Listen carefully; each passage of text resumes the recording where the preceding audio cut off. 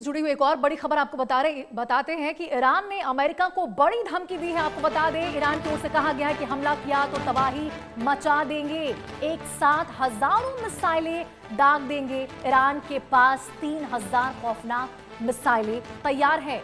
ये बड़ी अपडेट है। अमेरिका और ईरान में युद्ध का खतरा बढ़ता ही चला जा रहा है। हालांकि इस युद्ध को अमेरिका के लिए आसान नहीं माना जा रहा। ईरान ने दशकों से लगे प्रतिबंध के बावजूद अपनी सैन्य शक्ति में जबरदस्त इजाफा किया और वर्तमान में ईरान के पास मिसाइलों और ड्रोन की एक बड़ी फौज है जो न सिर्फ अमेरिका बल्कि इजराइल को भी चुनौती देने की ताकत रखती है। देखिए, ईरान ने पिछले साल इजराइल के खिलाफ जवाबी हमले के दौरान अपनी सैन्य ताकत का प्रदर्शन भी किया था। ईरान ने यह हमला तब किया था जब इजराइल और अमेरिका दोनों ने दावा किया था कि उन्होंने ईरानी एयर डिफेंस, मिसाइल फैक्ट्री और परमाणु फैसिलिटी को तबाह कर दिया है।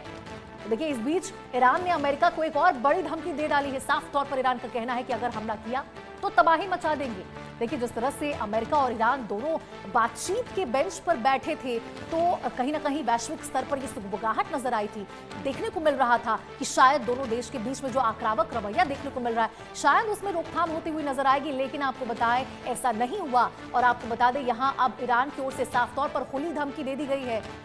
ईरान ने अमेरिका को कड़ी चेतावनी देते हुए कड़े शब्दों में कहा है कि यदि अमेरिका की ओर से हमला किया जाता है तो ईरान चुप नहीं बैठेगा। और आपको बता दें, कई शक्ति प्रदर्शन करते हुए आक्रामक वीडियो भी ईरान की ओर से जारी किए गए हैं, जहां साफ तौर पर देखा जा सकता है कि किस प्रकार से ईरान जो है वो पूरी तरह से अपनी खौफनाक मिसाइलों के साथ तैयार है जंगी मैदान में।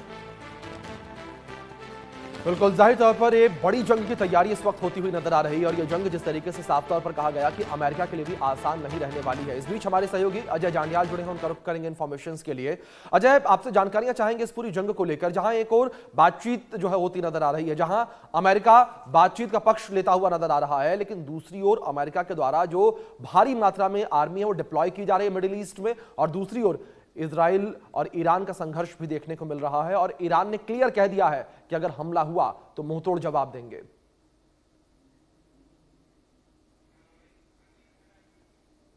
देखिए, बिल्कुल अभिषेक, जिस तरीके से लगातार मिडिल ईस्ट में तनाव बढ़ रहा है, उसी बीच अब जब बयानबाजियां वापस शुरू हुई हैं तो कहीं ना कहीं आशंका और इशारा इस ओर हो रहा है कि कहीं भी कोई भी जो है वो अब चुप नहीं बैठने वाला है। अमेरिका ने जिस तरह से बातचीत के बाद ट्रंप के बयानबाजियां शुरू हुई कि अभी बातचीत का सिलसिला जारी है, और जिस तरीके से आप देखें नेतन्याहू की और ट्रंप की मुलाकात हुई है, उनमें बातचीत हुई है, उसी बीच अब जानकारियां ये मिल रही हैं कि अमेरिका के जो युद्ध के लिए हथियार इस्तेमाल होते हैं वो अब अपना दबदबा जो है ईरान के या मिडल ईस्ट के क्षेत्र में बढ़ाने लगे हैं। जो जानकारियां हैं 112C जो सैन्य विमान मिडिल ईस्ट के पहुंच चुका है, और वही बात की जाए तो अभी लगभग 20 और जो फाइटर विमानों के पहुंचने की तैयारी जो है वो कर दी गई है।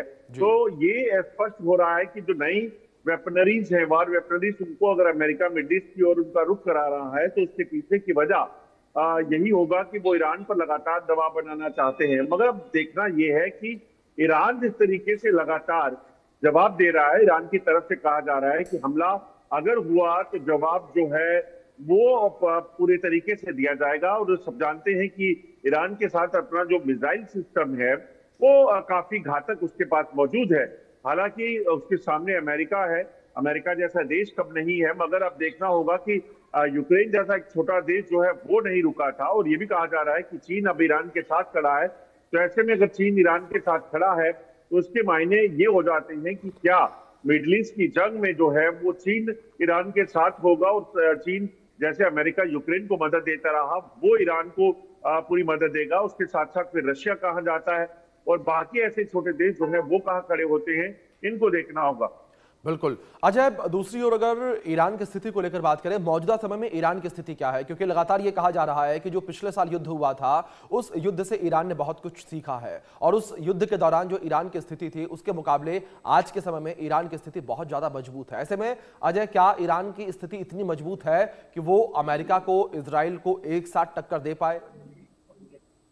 देखिए अभिषेक, सबसे बड़ी बात यह है कि अगर आप देखें तो ईरान की इस वक्त की जो अभी तक समझ आता है, जो पिछले दिनों कुछ युद्ध का माहौल जो ईरान और अमेरिका के बीच में बना, इजराइल के बीच में बना, उस वक्त तक ईरान ने अपने जो मिसाइल सिस्टम है, अपनी वेपन्स है, उसका जो है मुजाहरा कहीं नहीं किया था। इसलिए कोई भी चीज को आंकलन नहीं कर पा रहा था कि ईरान के पास क्या क्या वॉर सिस्टम जो है वो पड़ा हुआ है, और न्यूक्लियर को लेकर क्या ईरान ने न्यूक्लियर बम जो है वो तैयार कर लिया है कि नहीं।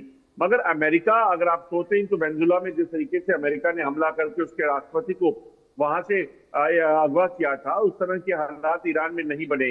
हालांकि अमेरिका ने पूरी कोशिश की कि वहां पर जो ईरान का इल्जाम है कि वहां के हालात जो खराब किए जाए, प्रदर्शनों का दौर जो शुरू हुआ, तो वो तमाम चीजें जो है वो हुई।